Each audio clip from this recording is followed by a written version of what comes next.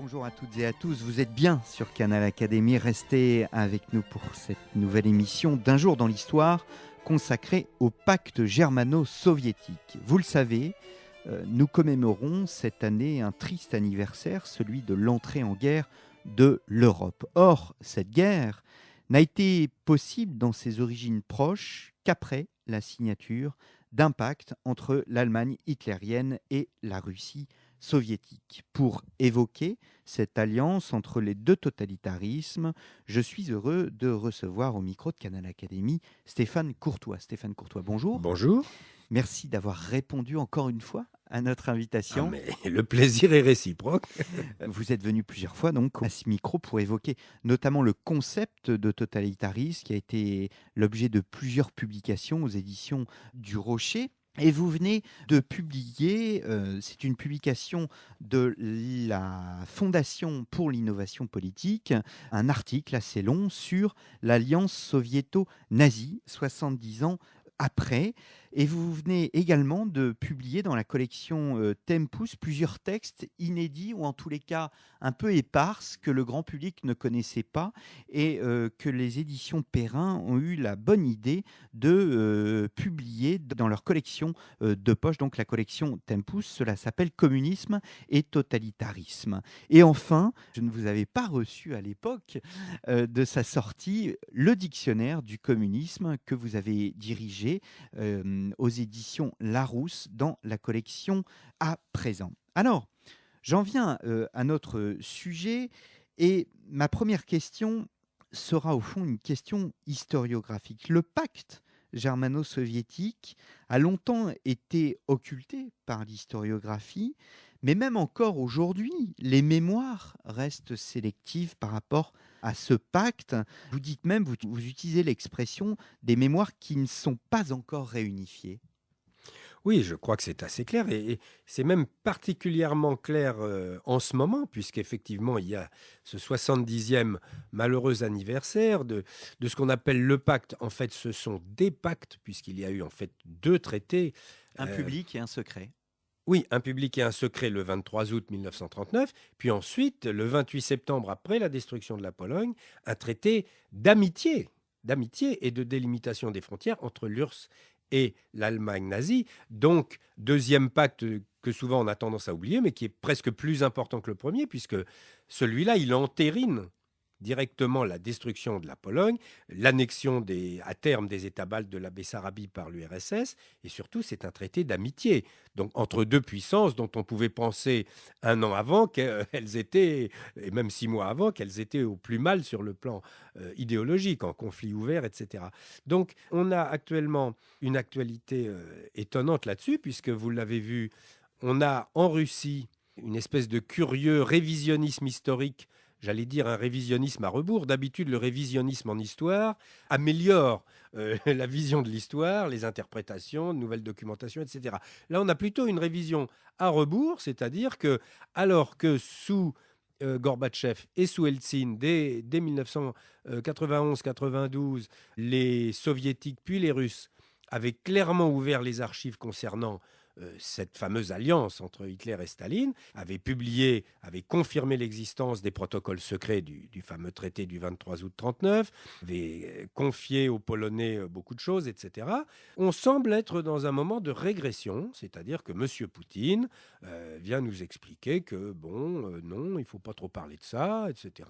Il fallait bien que l'URSS se défende. On a même toute une campagne de presse en Russie qui nous explique qu'en fait, les vrais responsables de la Deuxième Guerre mondiale, ce sont les Polonais, parce que de prétendus documents des services de renseignement soviétiques qu'on sort maintenant du chapeau indiqueraient que la Pologne se préparait à attaquer l'URSS en 1939, ce qui est évidemment tout à fait absurde. Hein. Il faudrait vraiment penser que les Polonais étaient des fous furieux, parce que si l'on en croit Hitler, c'est comme ça qu'il a commencé la guerre, sa justification de l'attaque de la Pologne, c'est qu'il venait d'être attaqué par les Polonais. attaque complètement fausse, nous le savons, qui était une provocation montée par un groupe de SS. Mais voilà-t-il pas que 70 ans après, M. Poutine nous tient le même discours sur le thème « Les Polonais s'apprêtaient à nous attaquer ». Donc si on en croit Hitler d'un côté en 1939 et Poutine en 2009, eh bien les Polonais s'apprêtaient le même jour à attaquer des deux côtés leurs deux petits voisins, l'Allemagne nazie et l'Union soviétique. Bon, tout ça n'est pas sérieux, mais c'est quand même assez inquiétant et triste, je dirais, parce que tout de même, les historiens ont travaillé depuis longtemps. On a maintenant beaucoup d'aperçus sur tout ça et les choses sont quand même assez claires. Alors, vous le dites, vous parlez à propos de la Russie, je reste sur cette idée de mémoire, d'une mémoire schizophrénique, parce qu'elle est à la fois tragique, puisqu'elle se souvient tout de même qu'il y a eu la terreur et le goulag.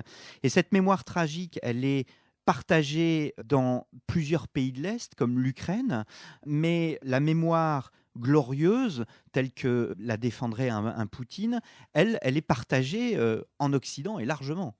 Oui, c'est très curieux. Si on se réfère uniquement à cette affaire de 1939, les pactes entre Hitler et Staline, celui du 23 août et celui du 28 septembre, ont abouti à la destruction de la Pologne. Ça a été le 4e partage de la Pologne. L'URSS s'est emparée de la partie orientale, puis ensuite, en juin 1940, a annexé purement et simplement les 3 États baltes et une province roumaine qui était la Bessarabie. Bien, inutile de dire que dans ces parties annexées par l'URSS, elles ont été immédiatement soviétisées. Le NKVD, la police politique, a fait son travail. On a assisté à des massacres systématiques des élites, à des déportations massives de population, etc., etc. Bref, tout ce qui s'était passé en URSS dans les années 30. Et c'est donc ces pays, ces populations, jusqu'à aujourd'hui, ont conservé justement cette mémoire tragique de l'invasion de l'armée rouge. Bon, de son côté, évidemment, M. Poutine aujourd'hui vient nous expliquer qu'en fait, tous ces pays ont été libérés du fascisme en 1945 par l'armée rouge. Deuxième passage qui a laissé une deuxième série de mémoires tragiques. Mais alors, ce qui est étonnant, c'est que en Occident, on ne tient aucun compte de cette mémoire de gens qui sont maintenant des Européens. Ils sont entrés dans l'Europe. J'ai envie de dire, ce sont nos frères européens. Eh bien, il y a dans nos pays beaucoup de gens qui ne veulent pas tenir compte de ces réalités qui sont les réalités fondamentales de l'Europe centrale et orientale depuis 70 ans. Donc ça, c'est quand même un gros problème au niveau de la réunification européenne. Si, au niveau des mémoires, on ne va pas vers une reconnaissance de la part des Européens de l'Ouest, que les Européens de l'Est ont eu à subir de grandes catastrophes, de grandes tragédies, du fait d'abord du pacte germano-soviétique et donc de l'annexion par l'URSS de territoires considérables. Ce n'étaient pas des petits territoires. Je veux dire, quand Staline s'empare de la moitié de la Pologne, ça fait 12 millions de personnes quand même. Bon. Et puis les États baltes, 1 million ici, 1 million là-bas, un autre million là-bas, la Bessarabie, 4 millions. Bon. Donc tout ça, ça commence à faire beaucoup de monde. Et ces gens-là, évidemment, ils n'ont pas oublié ce qui s'est passé. Alors évidemment, ça explique des tensions très fortes qu'on a aujourd'hui entre la Russie d'un côté et puis la Pologne, les États baltes, qui craignent, évidemment. Ça étonne beaucoup ici. On dit, mais pourquoi est-ce qu'ils sont si nerveux? Pourquoi est-ce qu'ils veulent rentrer dans l'OTAN? Mais ils veulent rentrer dans l'OTAN parce qu'ils veulent être protégés. Ils ont des très mauvais souvenirs de 2 invasions par l'armée rouge en 39, 40 et en 45. Et bon, ça a laissé des sérieuses traces dans la mémoire collective de ces pays. Alors nous reviendrons, Stéphane Courtois, en fin d'émission sur cette idée, comment interpréter ce pacte. Était-ce un mal nécessaire, une recherche désespérée de la sécurité de la part de Staline, une prolongation de Rapallo? Nous verrons tout cela en fin d'émission. J'en viens au pacte lui-même, ou bien même plus exactement aux origines du pacte. Il existe une histoire, bien évidemment, des liens entre l'Allemagne et, j'allais dire la Russie, mais je ne vais pas dire la Russie, le communisme. Cela remonte à la Grande Guerre de 14. Oui, alors, le premier lien qui est un lien direct, c'est effectivement la manipulation par les services de renseignement allemands pendant la guerre de 14 d'un certain Lénine, qui était en Suisse avec son équipe de bolcheviks, et que les services de renseignement allemands ont autorisé à rentrer en Russie au printemps 1917, alors qu'une révolution démocratique avait déjà éclaté en Russie. Évidemment, le haut état-major allemand s'est dit, si c'est déjà un petit peu la pagaille en Russie, Rappelons que la Russie était en guerre contre l'Allemagne, donc depuis août 14. Ils se sont dit, si nous renvoyons cette équipe de révolutionnaires avec beaucoup d'argent en Russie, ils ne pourront qu'accélérer la pagaille. Ce qui s'est passé et qui a abouti très rapidement, puisque moins d'un an plus tard, c'est-à-dire en mars 1918, la Russie bolchevique, c'est-à-dire la Russie où Lénine et les bolcheviks étaient au pouvoir, ont signé ce fameux traité de Brest-Litovsk, qui était un désastre total pour la Russie, puisqu'elle abandonnait à l'Allemagne des portions de territoire considérables, avec ses greniers à blé, avec ses grandes industries, etc. etc. Hein. Alors, il se trouve que, bon, à l'arrivée, Lénine n'a pas perdu, puisque l'Allemagne ayant été vaincue en novembre 1918, elle a été obligée de lâcher tout ça, si je puis dire, hein, et qu'ensuite une guerre civile qui était déjà largement engagée a été gagnée par les bolcheviks qui ont fini par récupérer une partie de tous ces territoires. Hein. Mais il y a donc là déjà une espèce de connexion entre certaines élites allemandes, c'est-à-dire en particulier l'armée, et le groupe bolchevique. Bon. Ce qui est curieux, c'est que cette connexion, cette connivence, je dirais, chacun, bien entendu, poursuivant ses propres objectifs, va se retrouver en 1922 avec une opération tout à fait extraordinaire menée par Lénine, hein, lors de la grande conférence internationale de Gênes, qui est censée régler, y compris avec les deux pays qui avaient été exclus des traités, les traités de 1919-1920, hein, l'Allemagne et la Russie, qui étaient les deux grands perdants de la guerre, qui étaient invités à cette conférence de Gênes, justement pour essayer j'allais dire, de rabouter les morceaux. Eh bien voilà que Lénine, très habilement et très brusquement, et en secret bien entendu, décide de faire une alliance avec l'Allemagne, et à la stupeur générale, il annonce que la Russie bolchevique a noué une alliance avec l'Allemagne, et ça fait littéralement exploser la conférence de Gênes. C'est le traité de Rapallo. C'est le traité de Rapallo. Qui est le premier acte de liberté allemand après la Grande Guerre. Absolument, et qui correspond à un principe très, très clair de la politique étrangère des bolcheviks, et de Lénine évidemment, qui est encore très actif à cette date et qui définit lui-même cette politique. On a maintenant les archives, on voit qu'il suit de très près l'affaire de Rapallo, à coups de télégrammes, il donne toutes ses directives directes à Tchitcherine, etc. Hein. Et l'idée est très simple, il s'agit un grand principe de la politique étrangère soviétique, de faire ce que les bolcheviks appellent diviser les impérialistes. Hein, c'est-à-dire, bon, il y a des impérialistes qui ont gagné la guerre, c'est les Français et les Anglais. Il y a un autre impérialiste qui l'a perdu, c'est l'Allemagne. Eh bien, on va les empêcher de se réconcilier. On va mettre un coin entre les deux. Et ce coin, il va avoir une importance considérable, puisque qu'est-ce qu'il y a à la clé du traité de Rapallo, outre les clauses publiques du traité, etc., les questions commerciales, etc., il y a un accord militaire secret qui fait que l'Allemagne, qui par le traité de Versailles se voit interdire de reconstituer une armée offensive, avec de l'armement offensif, avec des tactiques offensives et avec une mobilisation d'hommes très importante, eh bien l'Allemagne va reconstituer ses capacités offensives secrètement en URSS jusqu'à la fin de 1933. Mais avant même le traité de Rapallo, il y a eu une première alerte qui est la guerre russo-polonaise de 1920. On l'oublie. Alors ça, donc là, on vient de parler de l'aspect des relations bolchevico-allemandes, si je puis dire, ou bolchevico-germaniques. Il y a un autre aspect de tout ce problème de 1939, qui naît en 1920, c'est l'aspect des relations bolchevico-polonaises. Et là, effectivement, ça se passe très mal, puisque Lénine, qui est en train de gagner la guerre civile en 1920, veut étendre la révolution au maximum. Et ça, c'est un deuxième principe de sa politique étrangère, c'est l'expansion de la révolution, de ce qu'il appelait la grande révolution prolétarienne mondiale. Le moyen d'expansion étant double et non contradictoire, soit la subversion interne dans un pays où on veut étendre la révolution, par exemple l'Allemagne, par exemple la Pologne, soit tout simplement le socialisme ou le communisme porté à la pointe des baïonnettes de l'armée rouge. Hein, les deux, et d'ailleurs, les deux formules ne sont nullement contradictoires. C'est d'ailleurs ce que Lénine va pratiquer à l'été 1920.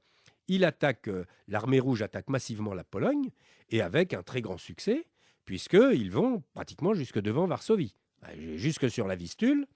Et c'est là qu'il y a ce qu'on appelle traditionnellement le miracle de la Vistule, hein, c'est-à-dire l'armée polonaise, en particulier conseillée par des officiers français, Weygand, un certain capitaine de Gaulle qui était là-bas, va monter une opération du désespoir, je dirais, qui va être une opération de tenaille qui va qui va prendre, comme l'armée rouge s'est avancée à toute allure d'est en ouest vers Varsovie, eh bien, les Polonais vont la prendre en tenaille par derrière, hein, et refermer la tenaille. Et comme les lignes bolcheviques de l'armée rouge sont tout à fait étendues sur des centaines de kilomètres, ça va finir en désastre de l'armée rouge, mais avec à la clé quelqu'un qui n'a pas observé les ordres, qui est un certain Joseph Staline.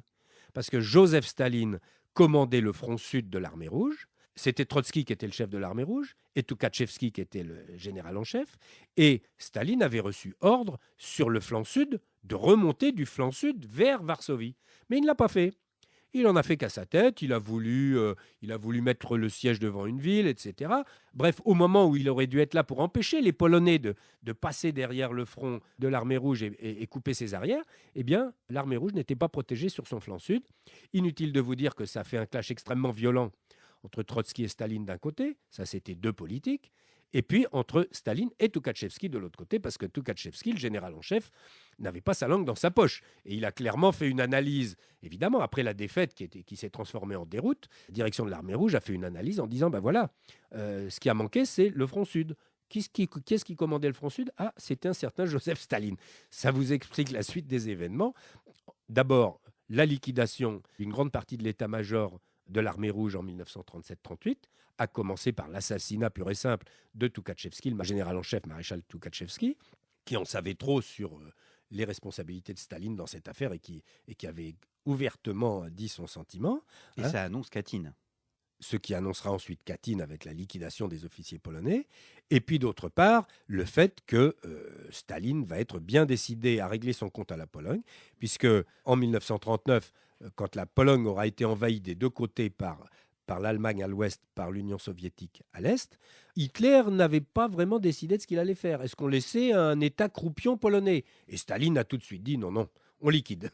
Alors nous allons y revenir, Stéphane Courtois. Après, nous entamons la deuxième partie de cette émission consacrée au pacte germano-soviétique. Nous en sommes aux origines et aux liens entre l'Allemagne et la Russie. Donc faisons un bond dans l'histoire de 1920, passons aux années 30 et visiblement la Russie tente à s'éloigner peu à peu de l'Allemagne et elle opte pour une politique de sécurité collective qui la rapproche de la France. Et naturellement, elle est touchée par le fait qu'en 1933, un certain Adolf Hitler arrive au pouvoir. Bah oui, évidemment. Alors, Hitler arrive au pouvoir. Il faut rappeler que le grand thème de propagande d'Hitler au pouvoir en 1933, c'est pas tellement sur les Juifs. À ce moment-là, il est encore assez prudent sur la question antisémite. C'est l'antimarxisme. C'est des grands discours violemment antimarxistes, anticommunistes, antisocialistes, etc. Mais ça n'a pas l'air d'émouvoir le camarade Staline. Les officiers allemands sont toujours en train de s'entraîner secrètement avec du matériel tout à fait nouveau, etc. On expérimente les nouveaux tanks, on expérimente les Stuka, on expérimente les tactiques d'attaque qu'on verra en Pologne en 1939 et surtout en France en 1940. Tout ça va être expérimenté secrètement en URSS. Bon. Et Staline laisse faire, jusqu'au moment où, vers octobre 1933, ça n'est plus possible. Et surtout, Hitler décide que ça suffit et fait rapatrier, fait annuler tous ces accords secrets et fait rapatrier tous ces officiers, tout ce matériel, etc. Bon. À partir de ce moment-là, Staline, évidemment, se dit, avec l'Allemagne, ça devient vraiment problématique. Donc, on va chercher une autre alliance. Et toujours selon le principe qu'il faut diviser les impérialistes, on va changer son fusil d'épaule, puisqu'on n'a pas réussi à faire de révolution en Allemagne, on se rapproche de la France, un peu moins de l'Angleterre, parce que c'est plus difficile, les Anglais, mais la France, ça va, et d'autant qu'il va y avoir un gouvernement de Front populaire rapidement, etc. Donc, on fait alliance avec la France, et ça va assez loin, on essaye d'avoir des accords militaires, etc. Il y a même des hommes politiques français qui sont très, très intéressés par tout ça, Herriot, Pierre Cotte, etc. Mais rapidement, à cause de la guerre d'Espagne, Staline s'aperçoit que les démocraties sont plutôt molles face à Hitler et ne soutiennent pas soutiennent, mais de manière modérée, la République espagnole. Donc, il commence à se poser beaucoup de questions sur quel cheval il faut jouer. Est-ce qu'il se demande si la carte de l'antifascisme, telle que l'a décrite d'ailleurs admirablement bien François Furet, est la bonne? Oui, c'est la carte qu'il va jouer à partir de 1934. jusqu'en 1937 à peu près. Mais plus que la carte de l'antifascisme, il va même jouer la carte de la démocratie. Il faut rappeler qu'en 1936, le camarade Staline édicte ce qu'on va appeler la constitution la plus démocratique du monde.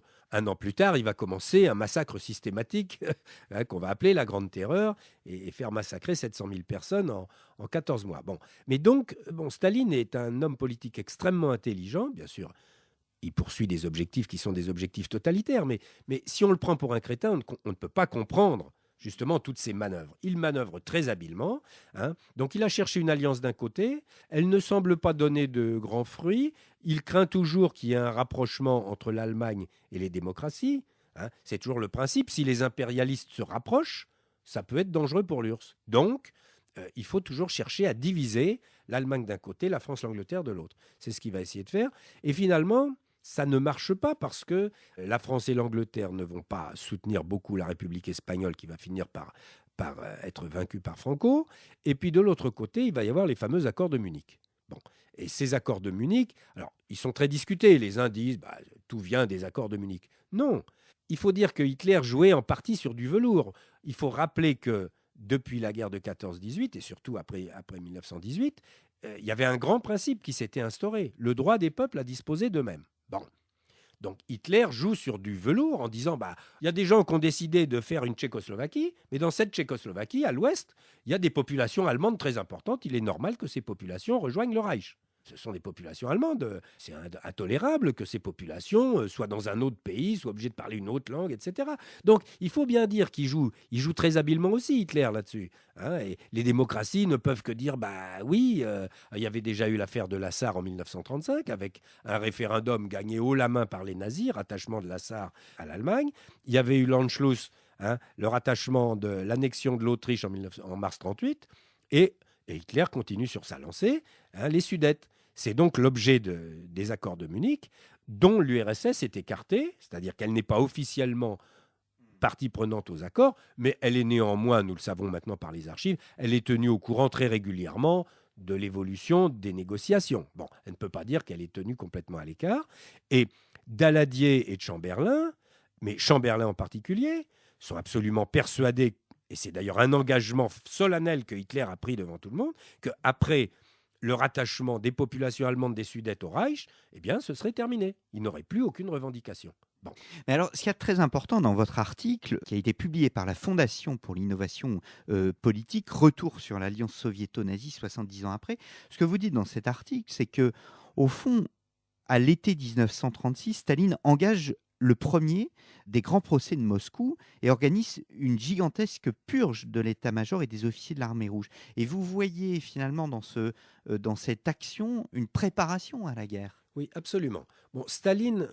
Dès 1936. Oui, Staline, je le répète, j'ai même fait presque un scandale dans cette académie il y a quelques années lors d'une conférence sur Staline où j'ai déclaré que, à mes yeux, Staline était le plus grand homme politique du XXe siècle. J'ai précisé que je le voyais d'un point de vue technique, c'est-à-dire celui qui avait le mieux mis en adéquation ses moyens avec ses objectifs. Alors bien sûr, ces objectifs sont totalitaires, sont criminels, on peut les critiquer, mais sur le plan de la technique politique, bon, il a battu tout le monde. Une conférence d'ailleurs que vous pouvez retrouver dans notre médiathèque. Certainement, mais il y a une chose que vous ne pouvez pas retrouver dans votre médiathèque, c'est le moment où Raymond Barre a même ouvert un œil en se disant « mais que raconte ce farfelu ?» Bon, c'était assez drôle. Bon, mais en tout cas, je maintiens ce point de vue, maintenant qu'on a vu de plus en plus d'archives. Staline a montré sa supériorité politique sur sur Roosevelt, sur Churchill, sur De Gaulle, sur Hitler, bien entendu. Il s'est montré vraiment un homme politique tout à fait supérieur. Bon. Est-ce qu'on peut dire que finalement, là, il a non pas un, mais deux coups d'avance sur à la fois les démocraties, mais à la fois sur Hitler? C'est-à-dire que Staline est très tôt persuadé qu'il y aura une guerre. Qu'on va alors qu'un Blum, par exemple, en France, n'y croit pas du tout. Ah ben non, au contraire.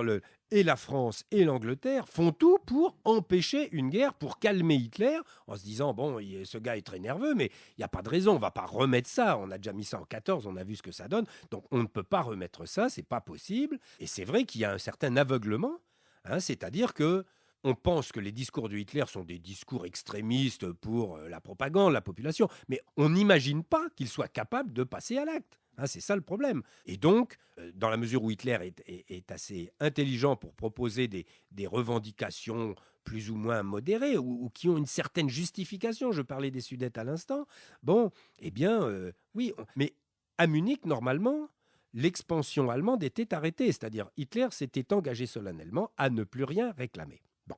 Et voilà qu'intervient un événement considérable qui d'ailleurs, je le regrette parce qu'il était un peu, il est tout à fait sous-estimé. Par exemple, dans la série de Costel qui vient de sortir, Apocalypse, il y a un événement central qui est un peu occulté ou qui est traité comme ça, comme un événement un peu anodin, qui est Hitler envahit la Tchécoslovaquie. Ah ben oui, mais ça change tout. Ça change tout. Hitler, le 14 mars 1939, envahit la Tchécoslovaquie. Il déchire purement et simplement les accords de Munich, mais purement et simplement.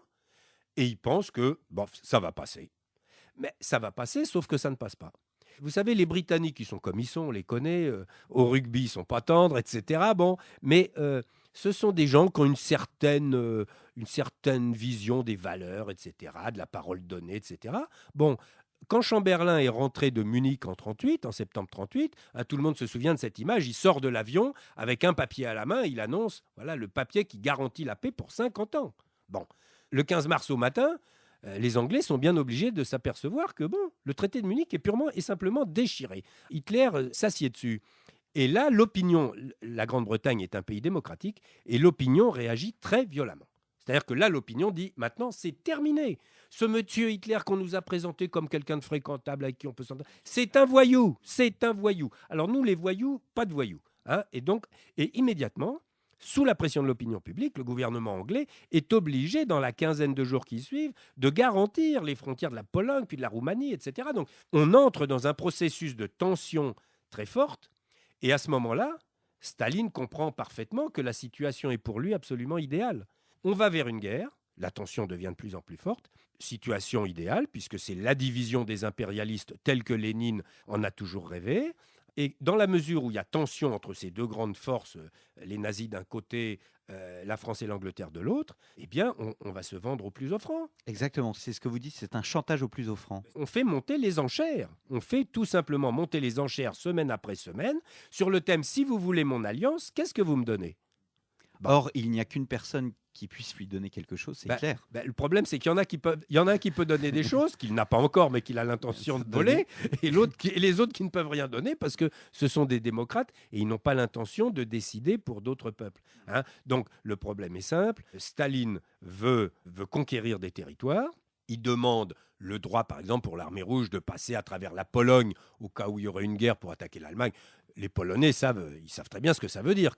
Si l'armée rouge entre en Pologne, ils savent très bien ce que ça veut dire. Les Baltes aussi, ils savent très bien ce que ça veut dire. Bon, donc, évidemment, comme les Belges en 14, et donc, évidemment, la Pologne en particulier, évidemment, fait pression sur la France et l'Angleterre pour refuser ce type d'accord. Et la France et l'Angleterre, d'ailleurs, considèrent qu'ils n'ont pas à autoriser l'armée rouge à traverser la Pologne. Bon, la Pologne est un État indépendant qui prend les alliances qu'elle veut, etc. Bon, de l'autre côté, on a Hitler. Hitler, lui, il ne rêve que depuis des mois que d'attaquer la Pologne. Bon, et bon, si on attaque la Pologne, c'est très bien, on va la vaincre.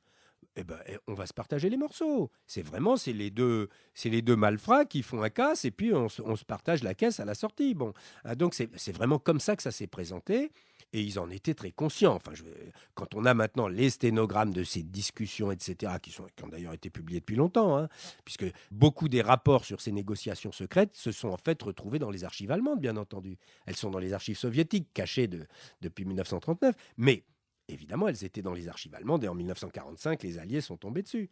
Alors, ils ne les ont pas publiées tout de suite parce que, bon, on était encore dans la Grande Alliance, on ne voulait pas semer la pagaille. Mais quand la guerre froide a commencé, évidemment, les Américains ont tout de suite publié des quantités de documents sur les rencontres entre nazis et soviétiques au plus haut niveau.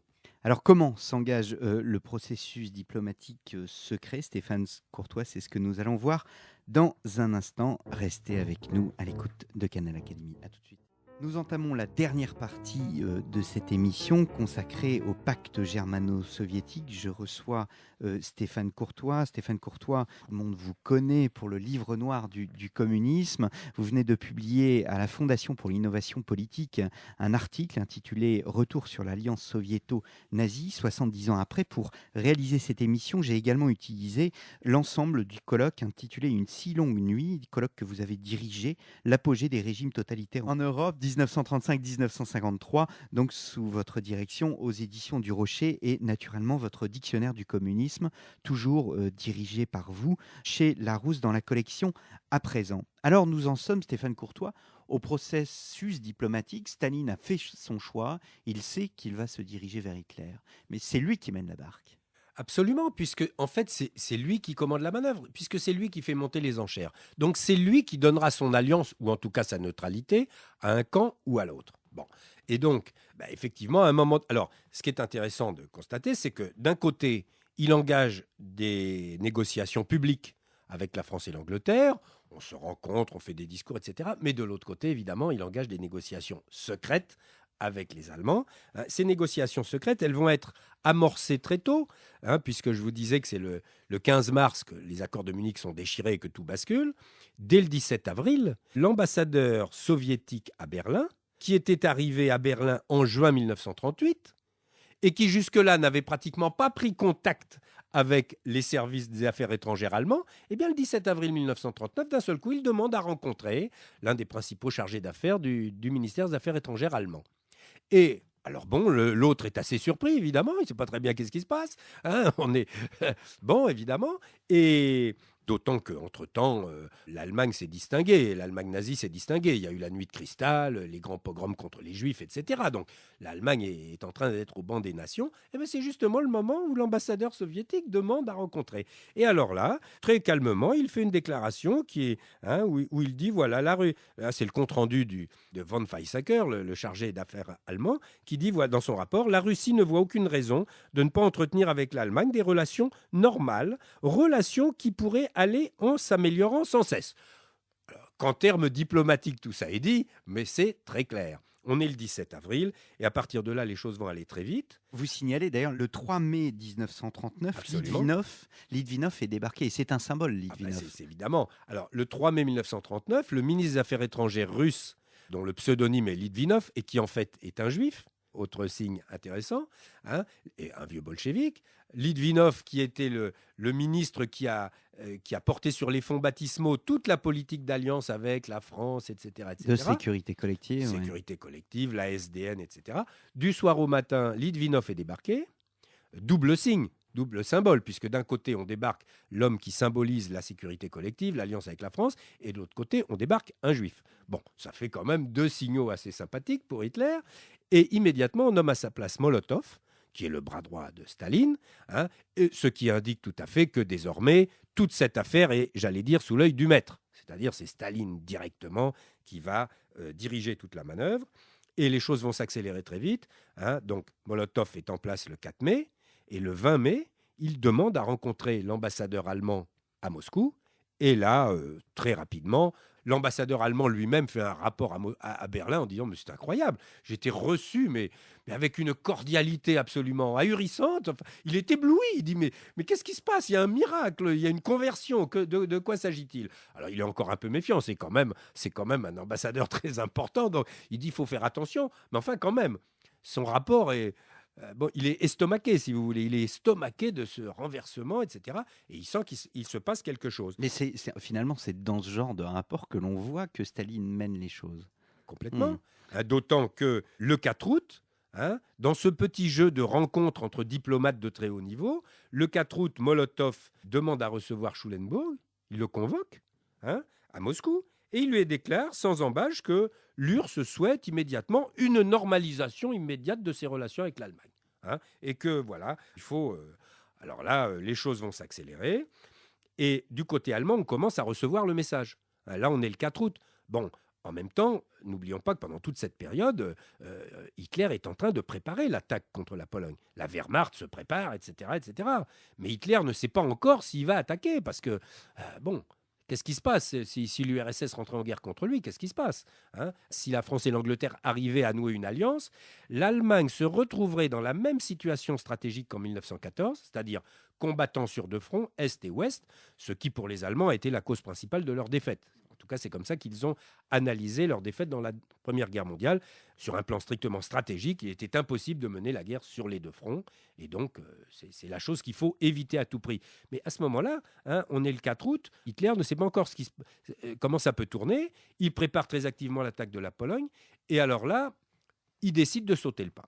Hein, c'est-à-dire que le 15 août, c'est quand même extraordinaire, le 15 août 1939 à 4h40 du matin, donc vous voyez, ça ne pouvait pas attendre, hein, eh bien, von Schulenburg, l'ambassadeur allemand à Moscou, reçoit un télégramme de son ministre, von Ribbentrop, le ministre des Affaires étrangères allemand, qui lui dit « Vous allez aller immédiatement chez Molotov et vous allez lui faire une déclaration comme quoi nous sommes prêts à normaliser toutes nos relations. » Bon, alors là, évidemment, ça y est, la négociation secrète entre dans sa phase la plus active. Hein, ça va aller extrêmement loin, puisque le 21 août, toujours à 1h du matin, Schulenburg va recevoir un nouveau télégramme de Ribbentrop lui disant d'aller immédiatement chez Molotov. C'est jour et nuit, là. Il n'y a plus de matin, il n'y a plus de soir. Hein, et pour donner à Molotov, pour lui remettre un message personnel d'Adolf Hitler à, je cite, Monsieur Staline. Bon, alors là, on est au sommet. Là, les deux dictateurs sont, j'allais dire, en contact direct. Donc, la négociation est à son maximum. On est là le 21 août. On est 10 jours avant l'attaque de la Pologne. Et rien n'est réglé. Vous imaginez dans quelle situation de force se trouve Staline? Est-ce que oui ou non, il va donner sa neutralité ou pas, hein? Bon, Hitler est sur des charbons ardents parce que vraiment, qu'est-ce qui va se passer? Et donc, Hitler dit qu'il est tout prêt à signer immédiatement un traité, mais qu'il faudrait que son ministre des Affaires étrangères soit reçu à Moscou. On est là le 21 août à 1h du matin. Eh bien, le 23 août, von Ribbentrop atterrit à Moscou, en grand secret bien entendu, et les choses vont se passer extrêmement vite. Il va y avoir dans la nuit même un accord qui est donc un accord qu'on va appeler le pacte de non-agression entre l'Allemagne et l'Union soviétique. Alors, il y a donc une partie publique de l'accord qui est, voilà, les deux pays décident d'établir des relations diplomatiques normales et s'engagent à ne pas s'agresser l'un et l'autre au cas où éclaterait une guerre, etc. Bien, ça c'est la partie publique. Et après tout, on peut dire, bon, encore que, c'est déjà le feu vert, puisque Hitler a la garantie que si la France et l'Angleterre l'attaquent, l'URSS ne s'alliera pas avec ceux qui attaquent Hitler. Bon, donc, c'est déjà le feu vert. Mais le feu vert est équilibré par une partie secrète du traité, qui est ce qu'on appelle les protocoles secrets, dont les soviétiques ont nié l'existence jusqu'en 1990-91, ce qui était quand même extraordinaire, puisqu'ils étaient publiés depuis 1948 par les Américains, qui les avaient trouvés évidemment dans les archives allemandes, plus évidemment les témoignages de Ribbentrop, etc.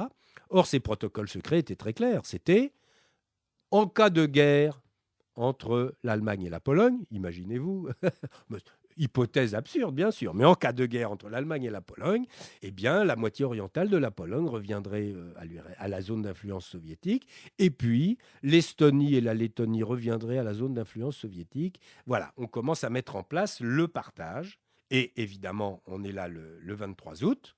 Alors évidemment, l'annonce de ce pacte, même sans la connaissance des protocoles secrets, est un tremblement de terre, parce que assister à un rapprochement aussi intense entre l'Allemagne nazie et l'Union soviétique, qui se couvre d'injures réciproquement depuis 1933, parce que depuis 1933, toute la propagande communiste du monde entier, agonie Hitler d'injures, nazis, barbares, sauvages, etc. Et de l'autre côté, bien entendu, toute la propagande nazie, les communistes, les barbares, etc. Et voilà que d'un seul coup, c'est le grand amour. Donc c'est la stupeur, évidemment, c'est le tremblement de terre dans toutes les chancelleries. Mais enfin, immédiatement, tout le monde comprend que c'est le signal de déclenchement de la guerre. Et évidemment, c'est ce qui va se passer le 1er septembre, totalement garanti sur un éventuel front à l'est de la Pologne. Hitler attaque la Pologne. Il l'attaque très violemment. Donc, il entre, puisqu'il l'attaque de plusieurs côtés. Il l'attaque du côté de l'Allemagne, mais il l'attaque aussi du côté de la Prusse orientale. N'oublions pas qu'au nord de la Pologne, il y a un territoire allemand qui s'appelle la Prusse orientale. Donc l'attaque est vraiment, il y a des attaques convergentes qui font que les Polonais sont dans une situation stratégique très, très difficile à défendre. Ils reculent, bon, jusqu'au moment où Hitler fait passer un message à Staline sur le thème mon cher collègue, qu'attendez-vous pour rentrer en Pologne Oui, par le quatrième côté? Oui, parce que vous dites que Staline est pris au dépourvu. Il est finalement obligé d'improviser. Et là, étonnamment, il y a un effet de surprise. Il ne s'attendait pas à ce qu'Hitler agisse aussi rapidement. Il s'attendait à ce qu'Hitler agisse aussi rapidement, mais il ne s'attendait pas du tout à ce qu'Hitler obtienne un succès militaire aussi rapide. Ça, c'est la première surprise. Bon. Et donc, sur pression des Allemands, qui lui disent « Mais enfin, on ne comprend pas, nous avons signé un protocole secret, donc vous devez vous aussi entrer en Pologne. » Bon. Et donc, le 17, sur pression allemande et sur demande allemande, le 17 septembre, l'armée rouge entre en Pologne. Les Polonais, qui sont déjà dans une situation militaire très difficile, se disent après tout « Peut-être que les Soviétiques viennent à notre secours. » Grave erreur, évidemment. Les Soviétiques vont rafler tous les prisonniers et vont occuper, jusqu'à entrer en contact avec l'armée allemande. Et là, il y a ces fameuses images qui maintenant sont assez connues du défilé militaire en commun des troupes allemandes et soviétiques, avec les généraux allemands et soviétiques sur la même estrade, en train de se saluer, de se congratuler, etc. C'est la destruction de la Pologne, c'est l'annexion de la partie orientale de la Pologne par Staline, avec, je le disais tout à l'heure, Hitler qui hésitait, est-ce qu'on maintient un État croupion? Staline dit non, on liquide tout. Et on est là le 17 septembre, l'armée rouge entre en Pologne, et le 28 septembre, qu'est-ce qui se passe? Alors là, en grande pompe, von Ribbentrop retourne à Moscou, et là, on ne se cache plus. On signe le fameux traité d'amitié. C'est plus un traité de neutralité, c'est un traité d'amitié et de délimitation des frontières, donc c'est très clair, on s'est partagé le gâteau, et il faut se mettre bien d'accord sur les frontières pour qu'il n'y ait pas d'histoire. Et là, le partage est tout à fait entériné. Ça va aller très loin, puisque évidemment, ça va aller jusqu'à une collaboration entre les polices politiques, Gestapo et NKVD, contre la résistance polonaise qui immédiatement est en train de s'organiser. Et donc, on a ce processus qui va aboutir en juin 1940 par la prise des derniers gages par Staline.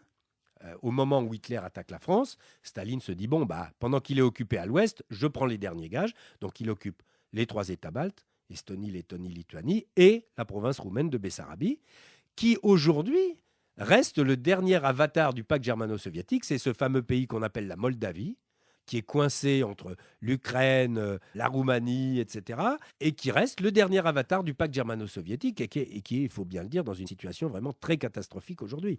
Elle est tiraillée entre l'Ukraine, entre la Roumanie et la Russie. Bon, et pourtant, c'était une population à 70% roumanophone, donc c'était très clairement, la Bessarabie était très clairement une province roumaine. Staline l'annexe purement et simplement. Alors, ce qu'il y a d'intéressant également, c'est que finalement, Staline opte pour une politique ni plus ni moins que d'expansion mondiale, quand Lénine lui parlait davantage de capacité de destruction de l'intérieur par le biais de la subversion des partis communistes, etc., dans les pays. Là, il y a résolument une volonté militaire d'expansion. Oui, tout à fait. Mais ça n'est pas nouveau. Ça remonte à 1923, au grand conflit entre Trotsky et Staline. Je rappelle qu'en 1923, Trotsky en tête et le bureau politique soviétique ont décidé de lancer une insurrection en Allemagne. Octobre 23, ils essayent d'organiser une insurrection en Allemagne qui finalement ne va pas réussir.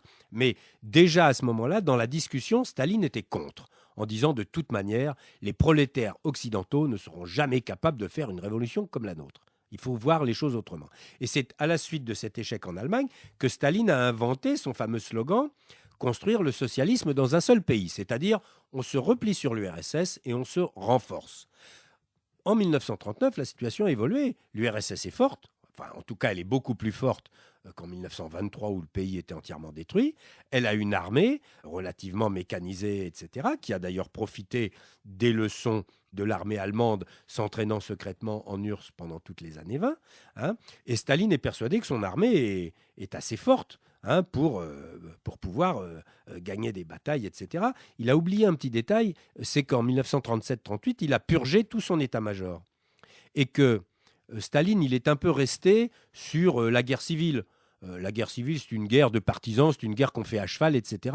La guerre moderne, et Hitler vient de le montrer en Pologne, c'est une guerre mécanisée. Et pour faire une guerre mécanisée, il ne suffit pas d'avoir un baroudeur qui, sabre au clair, charge à la tête de sa cavalerie. Il faut tout autre chose. Il faut des ingénieurs, il faut des techniciens, il faut des logisticiens, etc. Tous ces gens-là ont été massacrés dans la purge. Et c'est d'ailleurs pour ça que l'armée rouge connaîtra de très grands désastres lors de l'attaque allemande en 1941. C'est qu'il n'y a plus d'encadrement. Il y a du matériel, mais il n'y a plus d'encadrement.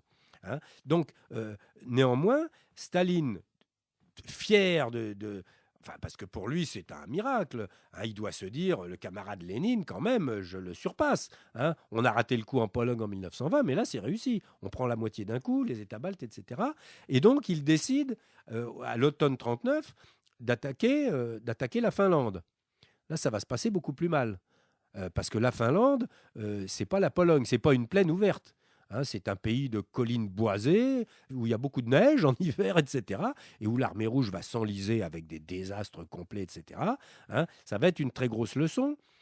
Ça va être une grosse leçon pour Staline qui va se dire, bon, là, il faut reconstruire l'armée, mais ça va être une leçon inverse pour Hitler qui va se dire, de toute manière, son armée ne vaut rien. Donc, on pourra l'enfoncer quand on voudra, c'est pas un problème. Les deux vont tirer des leçons inverses de la guerre de Finlande. Alors, Stéphane Courtin, nous arrivons peu à peu au terme de cette émission. Il y a une expression qu'utilise Yves Santamaria dans le colloque Une si longue nuit, donc l'apogée des régimes totalitaires en Europe, que vous avez dirigé, paru aux éditions du Rocher. C'est le titre de sa conférence, Une réelle politique totalitaire, rapprochement conjoncturel ou de principe, point d'interrogation. Est-ce que, au fond, Staline n'agit pas à l'égard de l'Allemagne comme vis-à-vis d'un mal nécessaire? Est-ce que c'est au fond une recherche désespérée de la sécurité, ou ni plus ni moins qu'une prolongation de Rapallo? Ou est-ce au fond le facteur idéologique qui prime dans cette démarche? Non, je crois qu'il y a incontestablement un point commun fondamental entre les deux, c'est que ce sont deux régimes totalitaires, c'est-à-dire deux régimes qui sont fondamentalement opposés aux démocraties. Et ça, lors des discussions de 1939, c'est très clair. Ribbentrop le dit, nous avons un ennemi commun, ce sont les démocraties, et Staline ne dément pas. Donc ça c'est ce que j'appellerais le point de vue idéologique.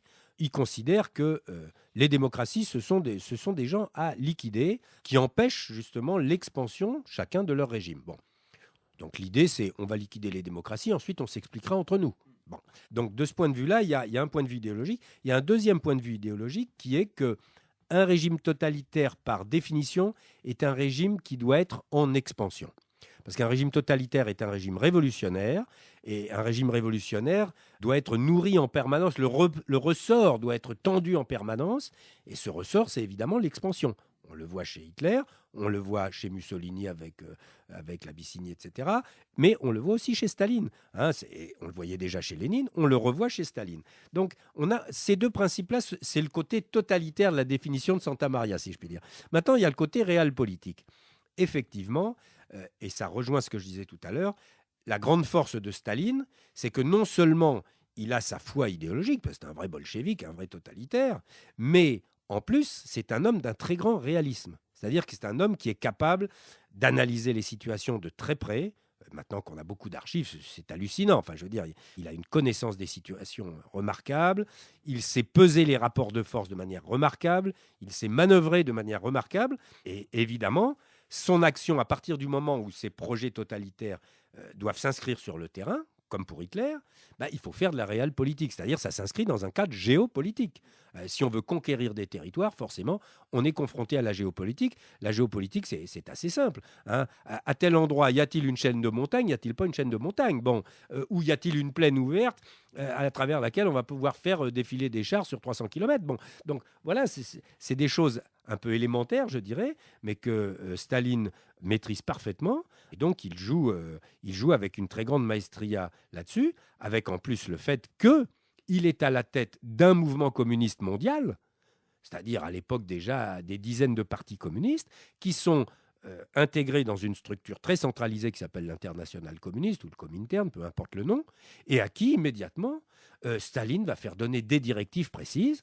Par exemple, pour la France, dès la mi-septembre 1939, le Parti communiste va recevoir des directives comme quoi la ligne antifasciste, c'est fini.